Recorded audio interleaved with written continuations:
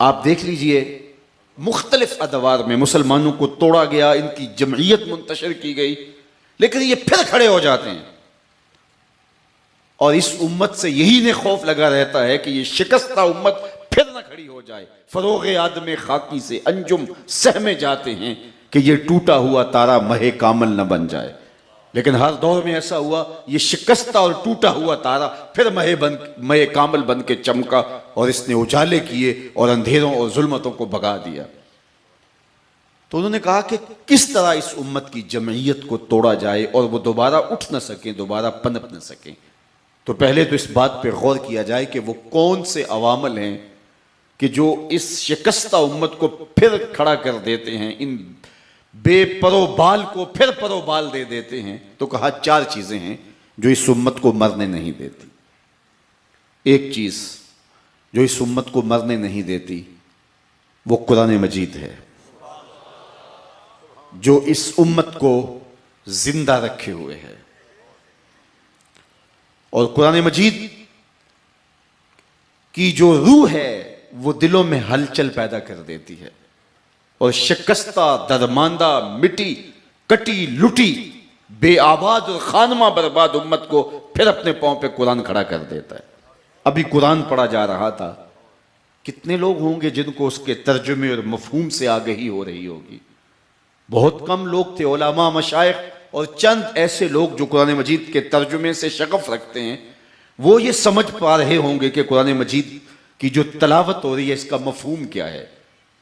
باقیوں کو مفہوم کی سمجھ نہیں آ رہی تھی، لیکن قرآن کا لطف روح میں اتر رہا تھا، قرآن کا نور دل میں اتر رہا تھا، قرآن کا نور دل میں اپنی جگہ بنا رہا تھا۔ یہ قرآن ہے، کتاب زندہ ہے قرآن۔ اقبال نے کہا تھا کتاب زندہ قرآن حکیم، حکمت او لا یزال است و قدیم۔ یہ کتاب زندہ ہے، بلکہ آگے چل کسی نظم میں اقبال بولتے ہیں فاش بھی گوئم کے در دل مزمرست، این کتاب نیست چیز دیگرست۔ میں کھل کے نہ کہہ دوں جو میرے سینے میں چھپا ہے یہ کتاب نہیں، یہ کوئی اور ہی شے ہے، یہ مردہ قوموں کو کھڑا کر دینے والی کتاب ہے۔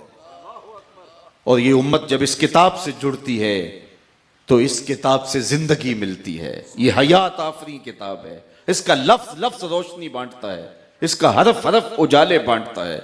نور و نکہت سے مالا مال یہ کتاب دلوں کی مردہ زمینوں اور بنجر زمینوں کو حیات نو بخشتی ہے۔ تو کہا ایک قرآن مجید ہے جو ان کو زندگی دیتا ہے، اس کی فکر کبھی فرسودہ نہیں ہوئی، اس کا فلسفہ کبھی پرانا نہیں ہوا۔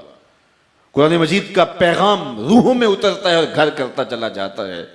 دنیا کے کسی بھی خطے میں رہنے والے لوگ ہوں، اسلام کے ساتھ ان کا تعلق اس کتاب کی وجہ سے مضبوط رہتا ہے۔ یہ جب سرخ انقلاب آتا ہے تو روس میں قرآن مجید چھین لیے جاتے ہیں، اور جس گھر میں قرآن مجید کا کوئی ایک ورق اور ایک پارہ بھی ملتا ہے سخت سے سخت سزائیں دی جاتی ہیں۔ مساجد کو تالے لگ گئے اور قرآن مجید چھین لیے گئے، مدارس اجاڑ دیے گئے، اور کوئی نہیں کہتا تھا کہ یہ دوبارہ بھی کھڑے ہوں گے۔ لیکن آج دنیا کے خطے پہ یہ جو آزاد ریاستیں ہیں، اس وقت جو اسلام کے جتنا قریب وہ ہیں اور جس قدر سینے کے اندر حرارت اور ایمان کی بہاریں وہ لیے ہوئے ہیں، یہ قرآن کی برکت سے۔ میاں قرآن تو چھین لیا گیا، لیکن قرآن مدارس سے اٹھا لیا گیا، مساجد سے اٹھا لیا گیا، گھروں سے اٹھا لیا گیا، لیکن ماؤں نے لوریاں دے کے بچوں کو قرآن پڑھایا۔ تو قرآن اس امت کی زندگی ہے، قرآن اس امت کو کھڑا کر دیتا ہے۔